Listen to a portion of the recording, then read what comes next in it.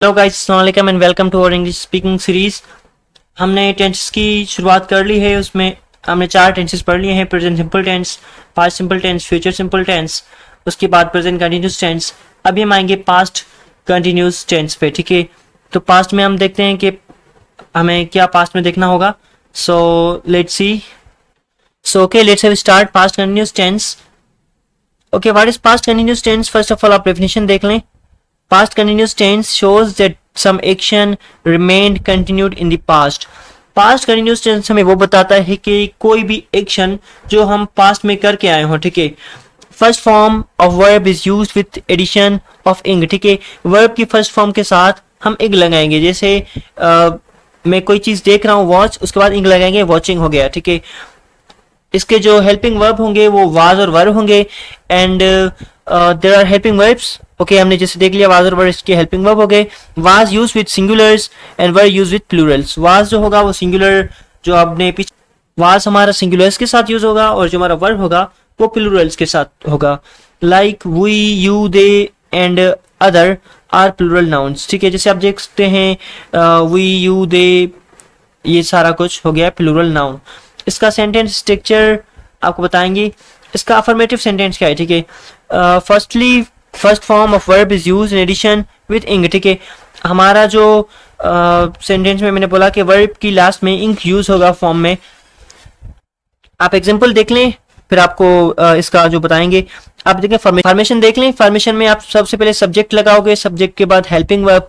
Helping verb was भी हो सकता है, वर्ब भी हो सकता है, आप दोनों में से कोई भी लगा सकते हो as compare to your sentence need. ठीक है, उसके बाद वर्ब का फर्स्ट फॉर्म, उसके बाद आप इंग फॉर्म लगाओगे एंड लास्ट में आपका आ जाएगा ऑब्जेक्ट। एग्जांपल में देख सकते हो, Ahmed was taking bath. Ahmed नहा रहा था। ठीक है, अहमद नहा रहा था। कब नहा रहा था? पास्ट की बात हो, ये पता नहीं कल परसों, टाइम नहीं बता रहा, जस्ट अहमद नहा रहा था। Ahmed was taking bath, Ahmed नहा रहा था। ठीक है, यहाँ पे अहमद आ गया हमारा सब्जेक्ट, वाज आ गया हमारा हेल्पिंग वर्ब, और टेक हो गया हमारा वर्ब, और लास्ट में इंग लगा तो हमारा बन गया टेकिंग अ बाथ। बाथ हमारा हो गया ऑब्जेक्ट। अब नीचे देख लें, girls were clipping and dancing. यहाँ पे हमारे 2 वर्ब्स आ गए, 2 वर्ब्स के साथ इंग भी फॉर्म लग गया। ठीक है, यहाँ पे हमारा देखिए सिंगुलर और प्लूरल का मैंने आपको बताया था पहले, यहाँ पे वही केस यूज हुआ है। ठीक है, ऊपर वाले सेंटेंस में वाज यूज हुआ, नीचे वाले में वर यूज हुआ, क्योंकि ऊपर वाला जस्ट एक सिंगल नेम को जाहिर कर रहा है, और नीचे he is taking about the Plurals, about the girls, not about the single girl, he is telling about the girls. नीचे देख लें, बॉयज, बॉयज के साथ भी वर है, क्योंकि ज्यादा बता रहा है, ज्यादा बॉयज के साथ बता रहा है, पता नहीं 10 बॉयज 15 बॉयज या उससे भी हो सकता है ज्यादा हो। नीचे देखें, Neha was riding a horse. Neha घोड़सवारी कर रही थी या घोड़े पे सवार होकर जा रही थी, पता नहीं कब जा रही थी। यहाँ पे नेहा के साथ वाज लगा क्योंकि ये सिंगुलर है। सो आई होप आपको समझ आ गया होगा। नेगेटिव सेंटेंस का देख लें, नीचे subject plus helping verb, was और वर्ड लगता है, उसके बाद अकॉर्डिंग टू सब्जेक्ट नीड, उसके बाद नॉट। ठीक है, नोट लगा के उसके बाद जो वर्ब की फोर्थ फॉर्म आएगी, उसके बाद आएगा ऑब्जेक्ट। आप नेगेटिव का सेंटेंस यहाँ पे देख लें, Ahmed was not taking bath. Ahmed जो है ना वो नहा नहीं रहा था। ठीक है, नीचे देख लें, we are not singing a song, हम सॉन्ग नहीं गा रहे, sorry we were not singing a song. Girl तालियां बजा रही थी, नहीं डांस कर रही थी। सो आई होप आपको समझ आ गया होगा। इंट्रोगेटिव पे आते हैं। देखें, in case of interrogative sentence, helping verb was were is placed at the start of the sentence and question mark is added at the end. Okay, मैंने जैसे आपको पहले बताया था कि इंट्रोगेटिव हमारा जो सेंटेंस होता है, इंट्रोगेटिव और इंट्रोगेटिव नेगेटिव, जो लास्ट वाले जो 2 सेंटेंस होते हैं उनमें हमारा जो इंट्रोगेटिव में हमारे जो हेल्पिंग वर्ब होते हैं ना, वो फर्स्ट में लग जाते हैं। ठीक है, इसका फॉर्मेशन सेंटेंस का क्या होगा?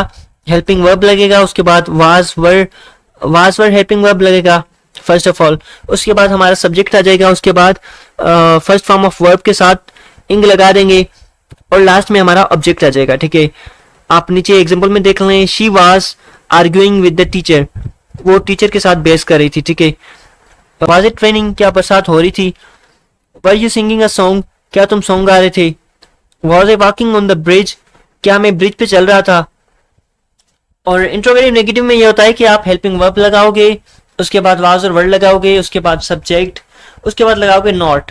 नॉट के बाद first form of verb and उसके साथ इंग लगाओगे, उसके बाद ऑब्जेक्ट।